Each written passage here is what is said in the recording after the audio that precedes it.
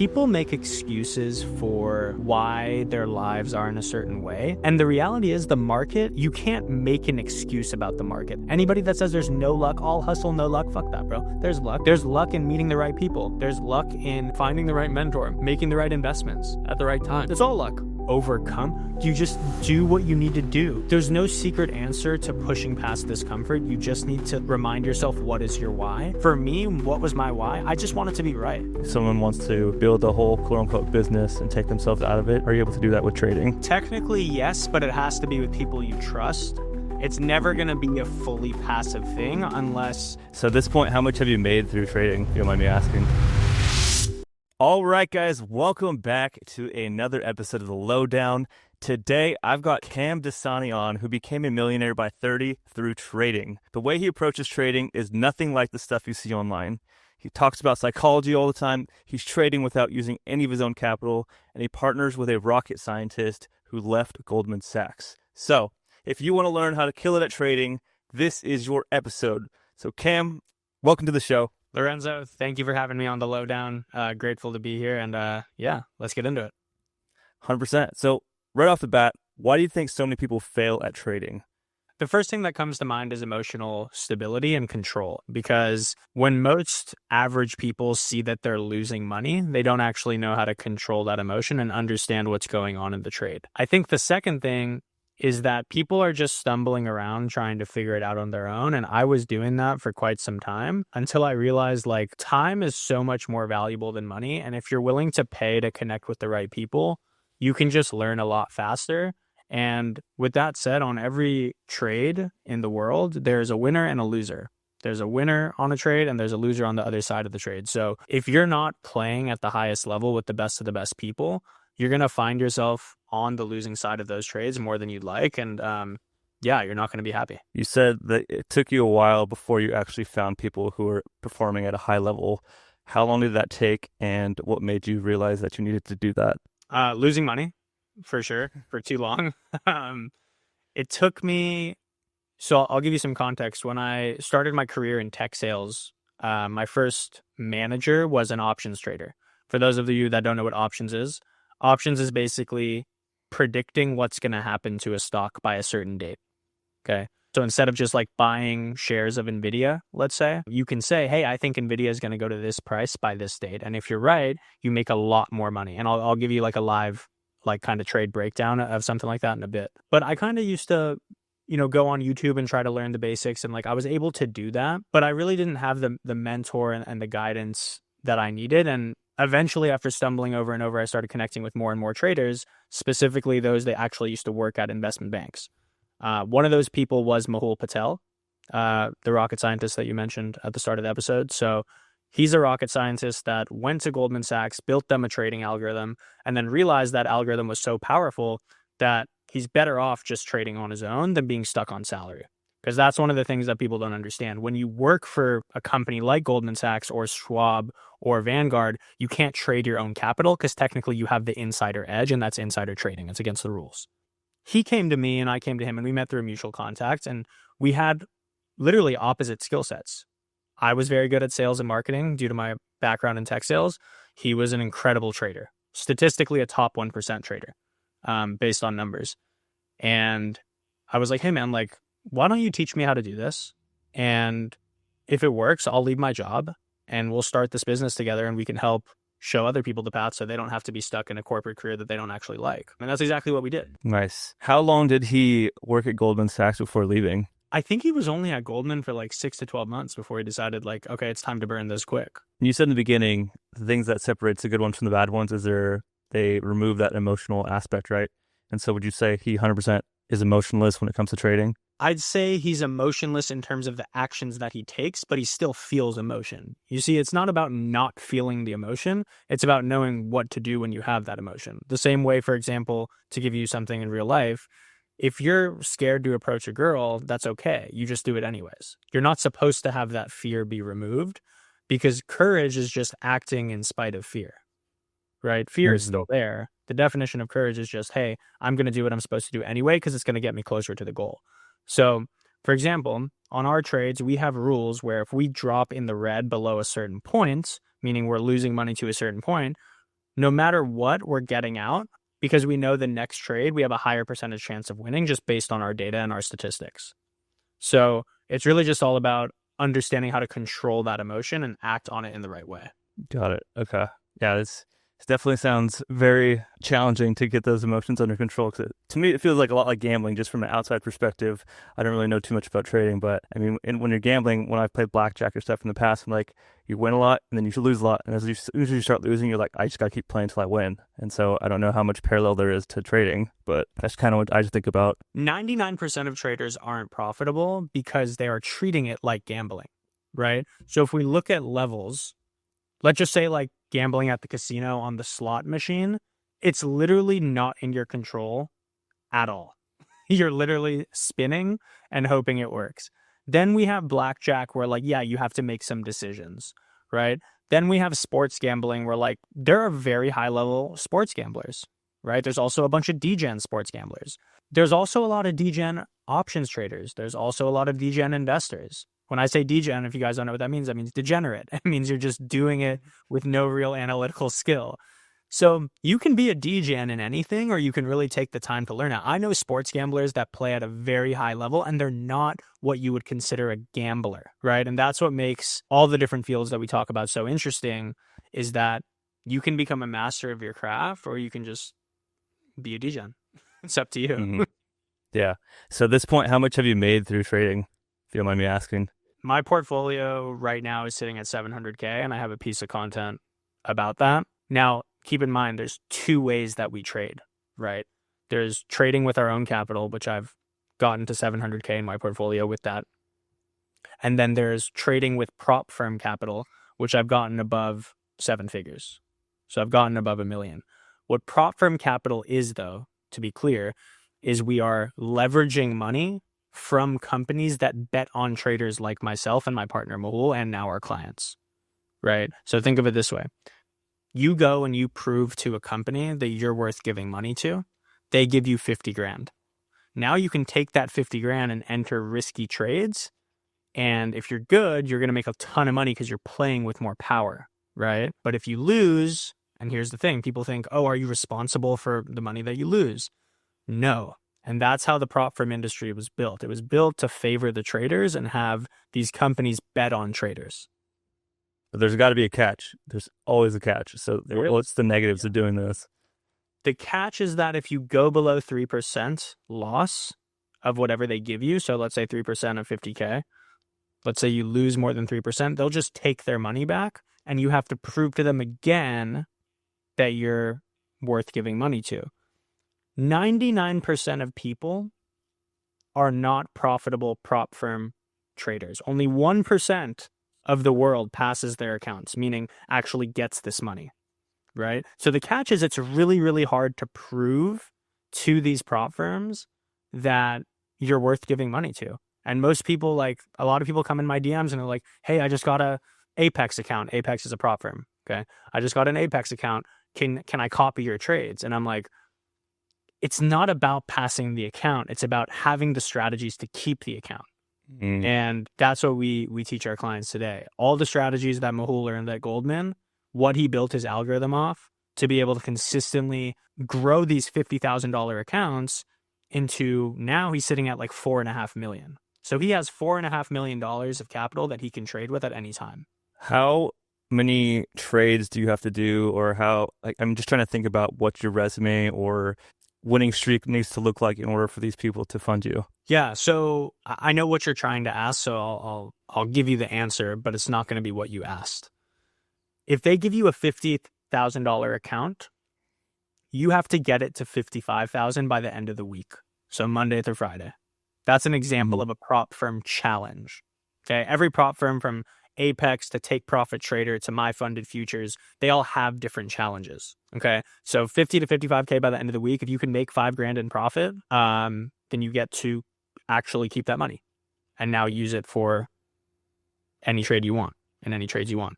So the second catch is that different firms have different rules. So if some prop firms, they'll pay you out daily. So let's say you complete their challenge, then you start trading and you're making money. They'll pay you out same day, next day, right? But then there's other firms that say, hey, you actually have to keep trading for 3 weeks and keep showing us that you're good before you even get a payout. So a lot of people don't even make it to that payout because they fumble on week 2.5, right? Mm. What we've done now, which is we're the only company in the world to do this, by the way. We've partnered with a prop firm from South America to bring their firm to the United States to now fund our own clients in-house. So basically, we have a deal where if we train our students effectively, which is what we do, and they become successful, then we will fund their accounts with our own money. And we're putting the money up for that. So that just shows you we're on both sides. And as a trader with our money, you actually are keeping 90% of your profit. We only get 10 for giving you the money, right? Prop firms today, if you look at any other prop firm, it's an 80-20 split, which is still really, really good. For a trader to keep 80% of the money is amazing. We're giving 90, okay, because we want to set ourselves apart. And we know the money's going to be there because we're the ones actually training you. Yeah, so I got a little side there, but yeah, a lot of cool. How did you land that deal with that prop firm company? Or how did you find them? Just because you guys' amazing track record? Just because Mahul has been tapped in with prop firms for like the last 5 years. And he's just been making a name and people know who he is. And he's been explaining to different firms, like, look at our client success record for people that didn't even know anything about trading before joining. 6 months in, they're doing 15K a month, 20K a month, 25K a month, 30K a month. I have a client, Will, who's doing 10K a week, right? And he started trading in May. Right. So everybody has a different path, but yeah, we're all in on the people that we work with. Nice. Can you talk a little bit about your clientele that you work with, that you're training? Are they all busy working professionals or some of them just doing this full time? Like, what's the background of the people?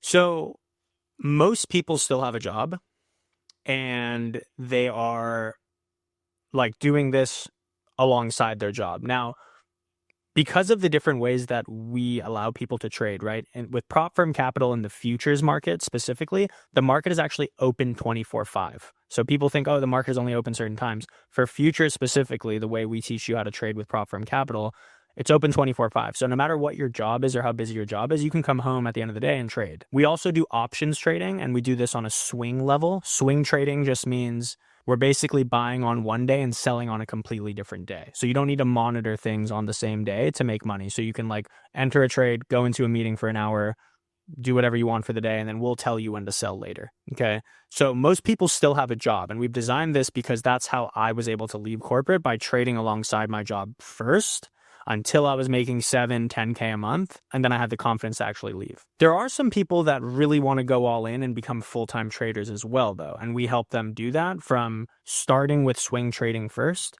and then eventually progressing to prop firm capital and futures, which is day trading. Keep in mind. So you have to be, even though it's 24/5, like you can trade whenever you want, you still have to sit down and actually be behind the screen for a couple of hours to make money. So we've set it up to make sense for like what you're looking for. But like Will, the person I just mentioned, right? He wants to be a full-time trader. So what did he do? He started with swing trading, started making money, left his job.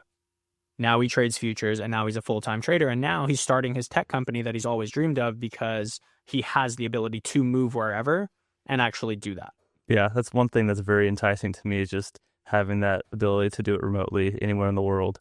I love nursing, but I hate feeling tied down to being here in the Bay Area. So the trading thing sounds much more, enticing. So I think another thing to that is that like people make excuses for why their lives are in a certain way. And the reality is, the market, you can't make an excuse about the market. The market doesn't care who you are. They don't care if you're Latino, Black, white, Middle Eastern, Asian, man, woman, shoelace, bumblebee. They don't care. All they care about is, are you willing to make moves in it? And it doesn't know who you are. When you create a Robinhood account, it doesn't know who you are. So you can't say it's like discriminatory or it's rigged. Yes, are there people out there that have a quote unquote edge? Sure. People like us, right? That have been working for a long time at this and are connected to the right people. And actually have institutional experience at a company like Goldman Sachs to be able to know what's really going on, right? mm-hmm. So I think it's a great way, if you want to be remote, if you want to trade for a couple hours a day and have time freedom, location freedom, you can trade in any country, not just the US, with the exception of like South Korea, which is restricted. But yeah, it was one of the best things I ever did for myself. For trading, you said a couple hours a day. How many hours do most people spend, I mean, outside of their job doing this? So if you're just swing trading options, it literally is like 45 seconds a day. And I know that sounds insane, but there's only a few buttons you can click to enter a swing trade. You pick the stock, you pick the prediction, and you pick the number of contracts that you want. Contracts just means how heavy am I trying to actually bet on this investment that it's going to come true. That process takes 45 seconds to buy and 45 seconds to sell. There's only three things to click. Okay. Now, obviously, there's chart monitoring and other things that go into it, but swing trading overall, you're really spending 10 to 20 minutes a day making sure you're in and out of the right trades with our guidance. We're doing all the hard work studying this stuff for hours a day, right? To make this possible for you. If you're trading futures, there is more time involved. If you're trading futures with prop firm capital, it's really like 10 hours a month of real training to actually learn the strategies and learn how to follow our lead effectively. It's a little more time intensive. It's a little more strategic. And it's not just clicking a few buttons. There's just more to it. So that's why we always say, if you're busy and you have a job, swing trade first, get your time back, then go into futures, and now you can day trade and you can spend that 10 hours a month learning. The learning curve for swing trading, though, it's really like you'll learn it in 2 phone calls with us, maybe 1. It's not rocket science. And I say that ironically because my partner is a rocket scientist. So when I use that joke, I forget. But yeah, it can be as hands off or hands on as you want it. Yeah. For this, are you able to build out a whole team and make this? Because when I think about this versus like real estate, with real estate, you can hire VAs to do all these different things for you. So I don't know, for this specifically, are you able to do that so that you're spending much less time doing the trading? Or are you still giving yourself like another job? Like when I think about trading your time for more time doing this thing, yes, you can make exponentially more, but you're still at the end of the day giving your time for it. So I'm just thinking about if someone wants to build a whole quote unquote business and take themselves out of it, are you able to do that with trading? Technically, yes, but it has to be with people you trust. And I think people shouldn't go into it expecting that that's going to be what it is. It's never going to be a fully passive thing unless you just want to invest in like the S&P 500 or like invest in your 401k or just buy Tesla shares and Nvidia shares. Yeah, those are pretty passive things. You don't really have to look at it because yeah, if you bought Nvidia 10 years ago with $10,000, you would have made 10 million, right? Like that was a fully passive come up. Like that's possible. And I'll give you an example. If you're looking to make money now, you're not going to do it from buying shares. You're going to do it from swing trading or day trading with prop firm capital. There's not that many other ways. So I have a trade recap breakdown coming out tomorrow. If you had done this Nvidia trade in April 15th, we entered it, and May 15th or 16th, we exited. So 31 days. And we did a 390% return, which means on a 10 grand investment, you made, 30K plus in profit, for lack of approximation. If you just bought Nvidia shares with 10 grand, you would have made like $1,200 in that time period, right? So sometimes it's not about the time that you're waiting, it's that your strategy is wrong. Mm-hmm. But it's semi-passive. Like on the swing trading side, it's very semi-passive. I wouldn't say it's never going to be fully passive. On the future side, it's an active skill, and I wouldn't have that outsourced at all. Yeah, that makes sense. All right, I like it. So at this point, I know there's a lot of stuff going on in the news, like the bear market, Bitcoin's down. I think I saw it today, it's like 86K versus like the high of 126, I think, in October. If you had a crystal ball and you had to put all your money in one thing right now, what would it be? Ooh, you're asking great questions today, man. I love it. One thing, I mean, honestly, if I had to put my money in one thing, it would be Bitcoin, because it's the only investment that is predictable. Meaning every 4 years, we know what's going to happen if history continues to repeat itself, which it will, because at the end of the day, the billionaires are controlling the market and they're not going to let go of what they have.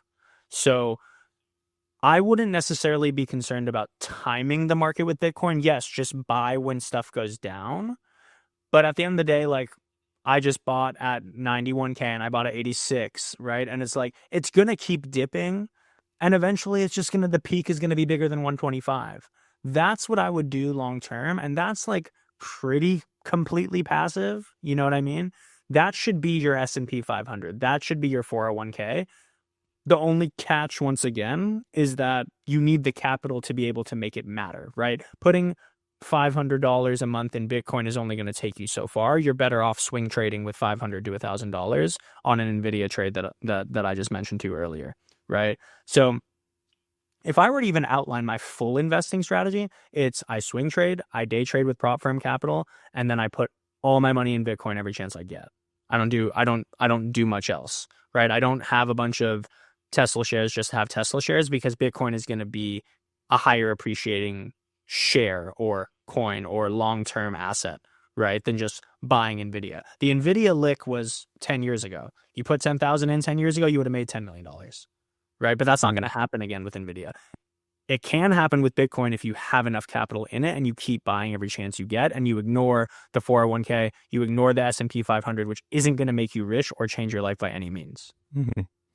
You said that it's very cyclical for Bitcoin, right? So at what point would you say, I know you still like dollar cost averaging, buying when it's going down, buying when it's going up, but is there a point in this year, in this cycle, when you say it's the best time to buy versus like you should not buy this year or early next year? There's not. You need to just stay in the game. Stay in the game while everyone else is panic selling. Stay in the game while everyone else is ignoring it because they think it's too volatile or too risky. Because if you had bought when I first bought in 2018, when things were 4K, you'd be up half. Let's go. Right? You'd be up $500,000 and look at it and say, wait a second, I'm not that fucking smart. Why is everyone else so dumb? And it's not that they're dumb. It's that they chose not to capitalize on a trend that was clearly there. And that's why things are called trends. Everything that ever blew up was a trend that most people thought was a stupid thing. Uber, DoorDash. Uber, you're going to pick somebody up in your own car? Airbnb, you're going to have somebody live in your house?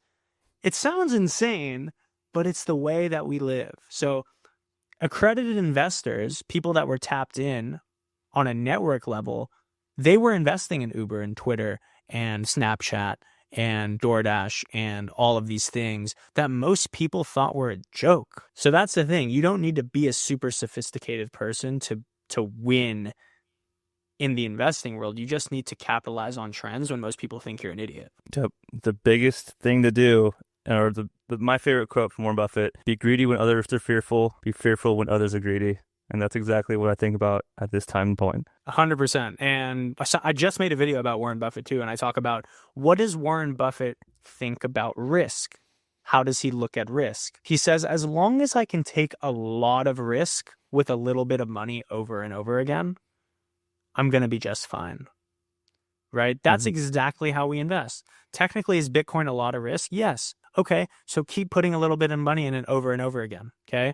On our swing trades, if 10, and it's all relative, right? Like 10 grand is not a lot to me at this point because I built my portfolio, but I'm not risking a 700K portfolio on one trade, no matter how appealing it is. I'm taking 10 grand and hoping to make another 30 with it on a 390% return, right? So you just need to like understand, like, or even ask yourself these questions. Is risk really what you think it is? Or do you just think everything is risky? A lot of people just think everything is risky because it's not comfortable. Well, nobody that ever got rich, including myself, played from a place of comfort. It's not possible. Because if I played from a place of comfort, then I'd just be like everybody else. 100%. Yeah, I couldn't agree more. I want to go back to the early days when you were talking about investing in Bitcoin when it was 4,000. How did you go through that when I'm sure everyone you talk to, whether it be your family, your friends, are probably like, why are you doing this? This is stupid. Just like you're saying, why would people invest in Uber or Snapchat in the early days? Like, how did you overcome that hump in the beginning when everyone was telling you not to do it? Man, I can visualize how my dad looked at me. He's a PhD AI engineer, electrical engineer by trade, very, very bright. Netflix, Google, all the big companies wanted him. And he just wanted to be comfortable and work at Xerox and make $250,000 a year and work like 2 hours a day because he wanted to be a big fish in the small pond. But the point is, he's very sharp. And he looked at me when I told him I bought 20 grand worth of Bitcoin back in 2018. He actually, I've never seen him more angry, man. I've never seen him more angry in his entire life. He yelled and yelled and yelled, and I almost sold, bro. I almost was terrorized into selling. And I know a lot of people can relate to that, especially if you're from an immigrant family. I'm guessing you're first generation as well, or Hmm. no? You are, yeah. Yeah. So, our parents are very traditional. I don't know yours, but if I were to bet on it and gamble on it, I would assume so. And coming from a traditional Persian household, untraditional investments were very frowned upon. Untraditional paths were very frowned upon. And it was the only thing I did not quit on. I was like, no, you know what? If I lose this 20 grand, it's okay. It's okay. And then I saw it go up and down one cycle and I was like, well, I might be onto something here. To answer your question directly though, like, how did I overcome? Bro, you just do what you need to do. Like, there's no secret answer to pushing past discomfort. You just need to like remind yourself, what is your why? For me, what was my why? I just wanted to be right. I just wanted them to be wrong and I wanted to be right. And I know that sounds dark, but it's what still gets me going. Because on Father's Day of this year, it was the first time my dad ever said he was proud of me. And I didn't feel anything when he said it because, like, I know he's never really been proud of me. And that's okay. I still love him. That's not the issue. But, like, whatever your why is, no matter how dark or, like, scary it is or, like, how bad it makes you feel, what's that fuel coming from? For me, I was like, if this 20 grand becomes 500,000 or whatever, even if it becomes 100K, right? I'm like, I won 5X. They lost, Hmm. right? I just wanted to win. That was my why. Yeah. I love that, man. That's super powerful. What is your why at this point now? Man, it's still coming from the same place of like proving people wrong and showing. I don't care to be worth like 9 figures. I don't even really care to be worth 8. Like, I just want to have 5 to 10 million in the bank and not have to answer to anybody. I'm already on the not having to answer anybody path. Like, that's fine. That's taken care of. But my why is really to be more right. I know that's selfish. My other why is to show people that what I'm saying is real. And even though I spent hundreds of thousands of dollars before I ever made $1 million, like, it was worth it. It was very painful to lose over and over again. And that's literally why I do what I do, bro, is because, like, I just want people to see, like, there are good people online that can help you. I met good people online that helped me. I also met bad people online that fucked me. I also met bad people in real life that fucked me, right? So when people think like, oh, the internet, these guys are scammers, da da da, it's like, okay, so you want me to put an ad in the newspaper where you won't read it, right? So there's good and bad everywhere, and you just need to like do your due diligence, pick the right person, and do everything they say. The same way we've worked with Rich, right? And we're doing what he says. I'm not 100% sure what we're doing is going to work in terms of content, bro, but I'm doing it anyway. You're not supposed to be 100% sure. You're supposed to be 60 and do it the fuck anyways. Mm. Most people are looking for 100% certainty to do the smallest thing.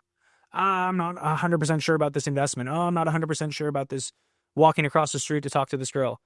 Okay, well, I'm 60% and I'm going to do it, so I'm going to beat you. Yep. I 100% want to show action. more. I want to show more people how to live, bro. Like, really how to live. Yep. I love it, man. I couldn't agree more. I agree that consistent action and just not knowing everything is the way to do it. Because if you keep waiting to know everything, you will never get started. And that, as Rich says and everyone else, just keep taking consistent action, showing up, being 1% better every day, and that's how you win. That's how you win. Yep. At what point did you decide that you wanted to start helping people and start your education business?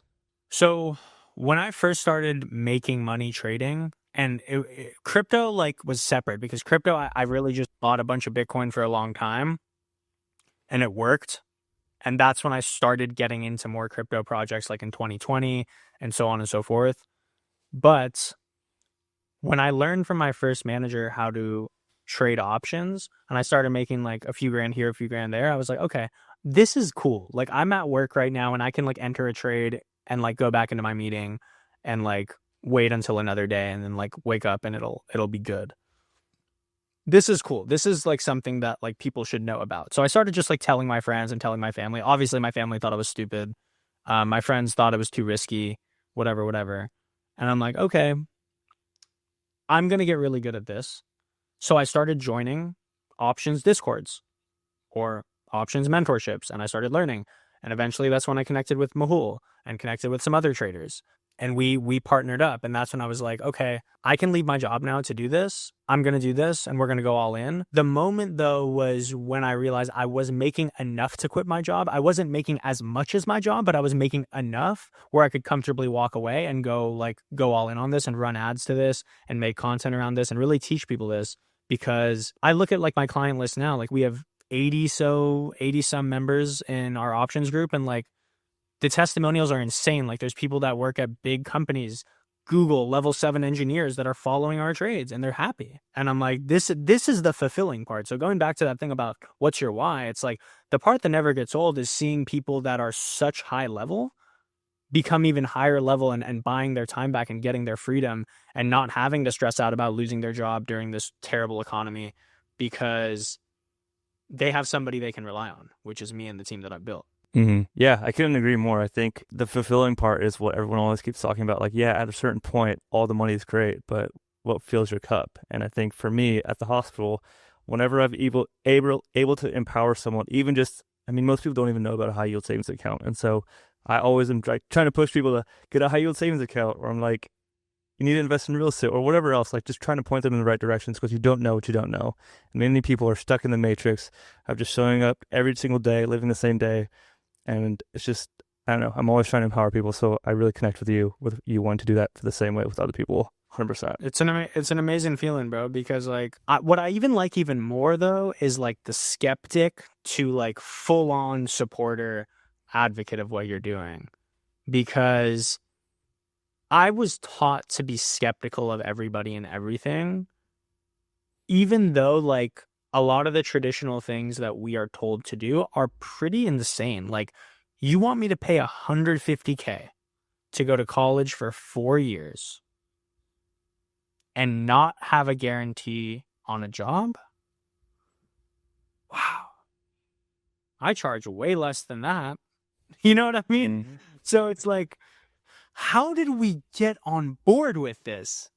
Like, and my parents thought that was good, but paying somebody who has proof of a track record and proof of a resume online, 5 to 10K. They thought, no, bad. I'm like, but 150 for nothing? Mm-hmm. For a sociology degree, for what? The only degrees that are worth it are honestly nursing like yours, because you actually get a return. Like when you go to nursing school, you become a nurse, you get a job. That's it. Most of these computer science majors are cooked now. They don't have jobs. I know MBAs with no jobs, bro. Do you know how insane that sounds? 6 to 12 months, no job. You have an MBA, a master's in business. You suck at business. Sorry. Yeah. But like, that's why there is no, like, I'm sorry, bro, there is no MBA without doing it. You can go get a master's in business and they'll put you in, you know, some department at a corporation because you have a fancy piece of paper. But like, what happens when you lose that job? Can you really make it out of the mud, or can you not? Because like, I have a sociology degree, but that's a nothing degree. Doesn't mean anything. I went to UC Santa Cruz. It's a good school, but I partied, played basketball. That's what I did for 4 years. Business is about doing. Success is about doing. Stop being a theorist and take action. You want to get good at trading? Go trade. There's only 2 ways to trade: by yourself or with the help of others and a community and the guidance of others that know what they're doing and have a track record that you can physically look at. I have my top performing ad is me showing you my Robinhood portfolio. I go through 6 months of trades on a video and I send it to you before anybody books a call with me. So you can't look at 6 months of trades and say, fuck, at least for the last 6 months, he's doing pretty good, right? You want to watch 12 months, you're going to get bored. You want to watch 24 months, you're going to get bored, right? But right now, people think the economy's in the shitter. It is, but that's good. That means we have good price entry points to get into trades that are eventually, when the market resets, they're going to blow. So yeah, I don't know what my point was, but that's what I wanted to say. Yeah, man, I couldn't agree more. I think right now is a huge point in this cycle of the economy where there's a lot of opportunity to make money, whether that be in real estate because interest rates are so high, buying low at a discount, Same thing with options buying or Bitcoin when it's much lower right now. There's a lot of opportunity right now. So just going back to being greedy right now when others are fearful. And if you can just block out the noise and just stick to what you know, I think everyone's gonna have a lot of success. So Are you willing yeah, to look stupid? Are you willing to look stupid to eventually win? My entire life has been about people saying that I was stupid, and now I make 6 figures a month. let's go. So, yeah, let's go. Like, it's insane though, because I look at my old self and I'm like, I look at my high school Facebook posts. People were commenting, whatever you say, Cam, like sarcastic, right? Like, yeah, you're right. I'm full of shit, right? I knew I was right. I'm not saying that to be arrogant, but I know that I went through a lot of shit to get here. And you have to be willing to do that. Most people give up on their dreams because they care what somebody else thinks. And that person isn't really thinking about you at all. Mm-hmm. Like all my old corporate colleagues, bro, even at my last company, they were good people and they still follow me on IG. And I know they think I'm insane. I know they do because of the shit that they were saying before I left.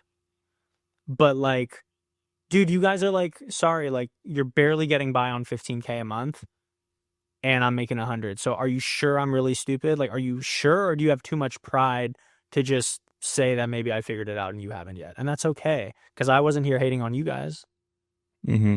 right? But nobody can look at their peers and feel good about them surpassing them. Meaning, like, I don't know you and you don't know me very well, right? So we don't consider each other peers. We're like, oh, we're collaborating, boom. But like most people, if they like grew up with somebody and that person surpassed them, they're not going to like that person anymore because they're like, damn, I could have had it because I know he came from my neighborhood. That's why Drake and Future, everybody's a fan of Drake and Future. Why? Because nobody knew Drake and Future growing up. Of course we love Drake and Future, right? But the people that grew up with Drake and Future don't like Drake and Future, right? Because Mm-hmm. like, God damn it, that motherfucker got lucky. Okay, maybe he did. That's part of winning. There's a little bit of luck.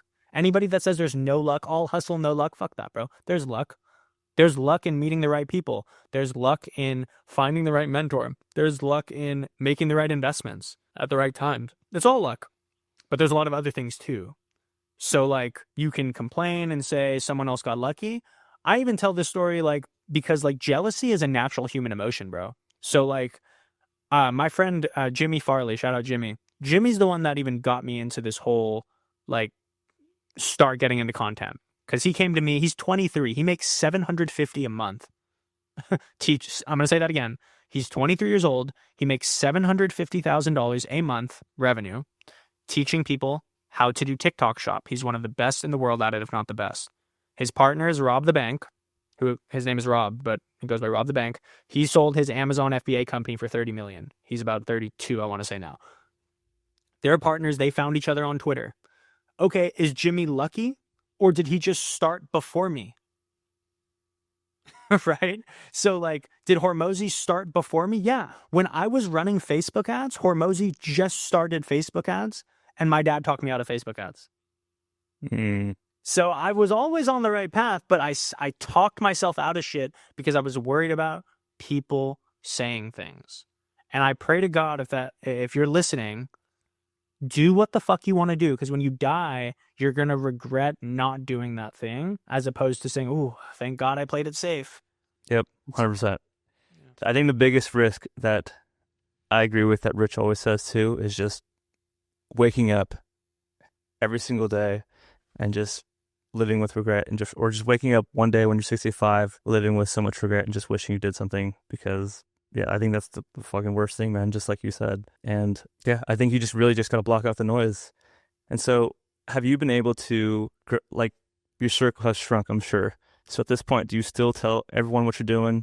Do you still only tell certain people? I'm just trying to get an idea of. Yeah, I have less conversations about what I'm doing that are actually in depth because there's such a gap between my old friends and what I'm doing versus like the new circle that I'm putting myself around. Like I can call Rich tomorrow and he'll understand everything that I'm going through because he's in the space. He's in the business.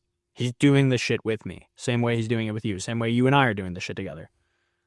But when I talk to people that like want to check in like every 4 months, it's like, dude, I've done so much in 4 months that I got to catch you up on 4 months of stuff and explain to you all of these things that you're just like gonna kind of snicker at because like you think it's too good to be true, or that like, oh yeah, it's Cam's new thing or whatever. It's like, dude, I've been doing this for years. Mm-hmm. Like, I just stopped talking about it because I don't need your validation. If you want to fuck with me, you can. And if you want to make money with me, you can. And if you don't, like, that's totally fine. And yeah, my circle is definitely shrunk because of that. And I don't talk to that many people about the ins and outs of my days and what I do, except for the people that are like in the business. And that's it. Mm-hmm. Yeah, I often feel like this is a very lonely road at times because a lot of people I grew up with or went to high school with, college, we don't really have any of the same aspirations. So yeah, I think you should connect with other people who are doing the big things. It doesn't have to be exactly what you're doing, but just who are motivated and who are uplifting you and going through the same shit, because this shit's hard. And I think the more you can relate with other people who are going through hard shit and just know that it's all perspective, right? Whatever you're dealing with today that's hard, the next thing is going to be way harder. And so just understanding that each thing is just going to level up and you're going to keep getting better and better and better. Corporate is not lonely, entrepreneurship is. So you need to decide what you want. Corporate is stable, entrepreneurship is not. What do you want? Right? Mm-hmm. Like, people aren't clear on what they want, which is why they're living a life that isn't theirs. So, dude, I remember when I was in corporate, we were all complaining every day. All used to get to the office, hang out by the coffee machine, fuck around. All right, time to fucking cold call 100 people that aren't going to answer us again. Right? It's like, you can have a camaraderie of assholes together if you want. Right? Of people that don't really want to do what they want to do. I'm not saying everybody in corporate's unhappy. I'm just saying if you are one of those people, is it because you're living inauthentically and you want to do something else, but you're too scared to do it? Like, well, I'm going to tell you right now, when you decide to be an entrepreneur, or you decide to be a trader, or you decide to invest in real estate, people are going to... It's funny because real estate is like, everybody knows real estate can make money and real estate can lose money. Everybody knows trading can make money, trading can lose money. There's winners and losers in everything. Pick what you want to do, figure out your why, and stay down for 5 to 10 years and see what happens. My only regret, bro, was like, I don't even think I have regrets. I say that and I try to think of something, but it's like every loss led me here. So like, just, I guess I wish I stayed down with the Facebook ads thing in like 2018 when I was doing crypto, because like a lot more people would probably know who I am because it was less saturated. Right. But yeah, bottom line, it's your life. Do what you want to do. Most people are going to say you're stupid, especially if you're trying to accomplish something greater than them. And that's it. Mm-hmm. So if someone was trying to get into trading, totally brand new, what's your biggest piece of advice? DM me, Profit with Cam, and I'll make it a lot easier for you. Like, I can tell you some free whatever, right? Like, buy Bitcoin every chance you get, obviously. That's easy. That's the new retirement plan of our generation and beyond. Okay. If you want safe stocks to invest in, once again, not financial advice, because I'm technically not Series 65 licensed, but I've made a bunch of money investing, probably more than a lot of licensed financial advisors. You can buy Nvidia stock and you're never going to lose money long term. You can buy Tesla stock and you're never going to lose money long term. If you want to make more money in those same stocks, you need to swing trade them, which basically means you are making predictions on what's going to happen to certain stocks by certain dates within a certain time period. Right? So we've done an average 200% return per trade since April 15th to now. Why? Because we've been doing this a long time and we're good at what we do. The same way Lorenzo makes money doing real estate. Why? Because he's doing his thing. He wants something different. He's putting in the work, right? So it all depends on what kind of path you want. Even with Rich, for example, I actually met Rich because I was considering investing in Somers Capital until he, and this is something that I'm going to do long term. But the reality is my investments in trading are different than his investments in real estate right now. And that's okay. The way he does real estate with the hotel boutique, the boutique hotel fund, is that you're going to get 7 to 9% preferred every year, annual returns. And then there's going to be a big buyout at the end of it all, right? The minimum investment for that is $150K to $350K. That's a great investment to preserve your wealth, okay? The same way the S&P 500 is a great investment to preserve your wealth. Bitcoin is still a great investment to preserve your wealth. But you have to get wealth first. The things that preserve wealth don't get you wealth. That's why I was watching on your page, right? You did a fix and flip. I don't know how many of those you've done. That's kind of your main thing? Yeah, so I've done 3 at this point, but I'm going to probably switch up gears to something else. But yeah. Either way, you're doing something active. Fix and flip. Fix and flip. That's literally an active thing. I am actively trading. So stop chasing passive income when you don't have any active income to begin with because you're lazy. You need to learn an active income skill. Then you can worry about passive income. Yep, spoken. Love it, man. So if I'm a new client, what does the onboarding working with you look like? Or what does the training entail? Yeah. So you have a one-on-one onboarding call first. We're going to set up your Robinhood account. Okay. Make sure options trading is enabled. And then we're going to show you how to use our Discord effectively. We have office hours every day, 8 p.m. Central. Okay. So you come, you get a study session, you're learning about the market, you're analyzing the same things we're analyzing, and you're working hands-on with us. We have one tab in our Discord called the Signals channel, which is literally where you copy our trades at your own discretion. Okay. Once you learn the format, we will guide you on how to copy our trades through our Discord, and it's that simple. Like there's not like that much else to it. Now on the future side, the onboarding is a lot different. There's 2 study sessions a week in your small group because we onboard people every month. You're in a small group of with other people. We're training you on our strategies twice a week for the first 6 weeks. Sometimes it takes 4 if everybody's moving at the same pace and doing their homework. We're giving you homework as well so you can study, come back with your results, just showing that you understand our strategies. And then basically after that, we help you pass your prop firm exam, get your first $50,000 in funding, and now you're following our trades. For futures, we typically trade between 9 and 11 Eastern, but like I said before, if you're in meetings or you have a job during that time, that's okay. You can trade at a different time, and sometimes we trade at night as well. So depending on who you are, we'll make it work for you and pick the best strategy for you, whether it's swing trading or day trading with prop firm capital.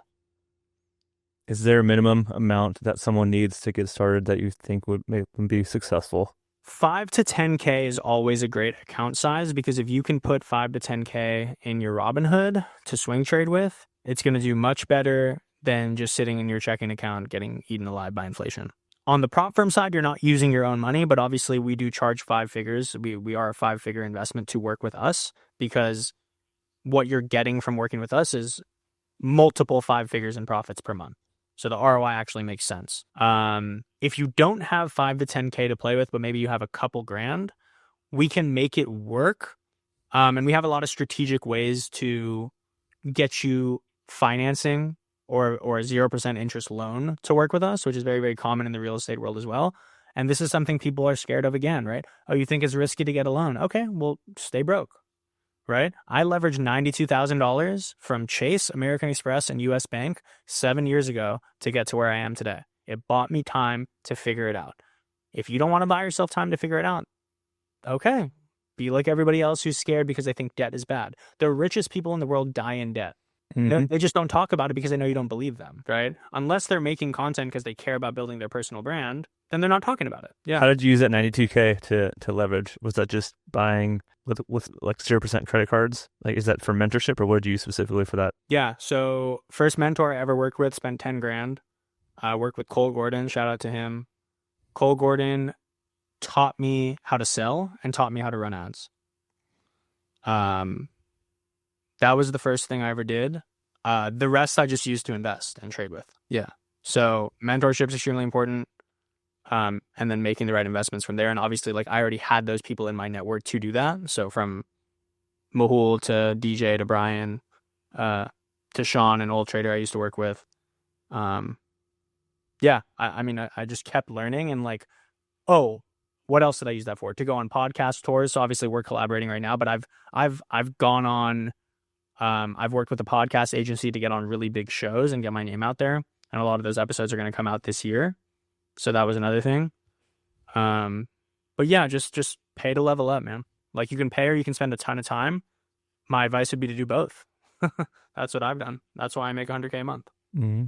Let's go, man. I couldn't agree more.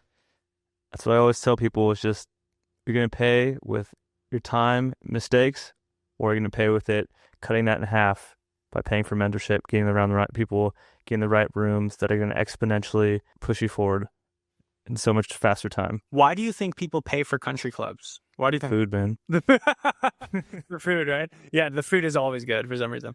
But no, jokes aside, it's to be around the right people, right? There's a price to get into a country club because you want to be around the right people. There's a price to get into certain nightclubs because you want to be around the right people. That is what the internet has created today. They've created the online country club. There's certain prices to be around certain people.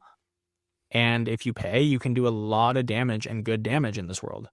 You can make a lot of impact because the more people, like next month, I'm going on Fresh and Fit in December because I want to be around the right people and I want to get my name in front of the right people. And there's a lot of corporate professionals that actually watch that show on their Money Monday segment, which I'm going on, and they're going to be aware of a whole new world because I'm going on their show.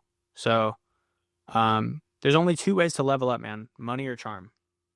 Use both as much as you can and get to where you want to go. Let's go, baby. Kam Dasani.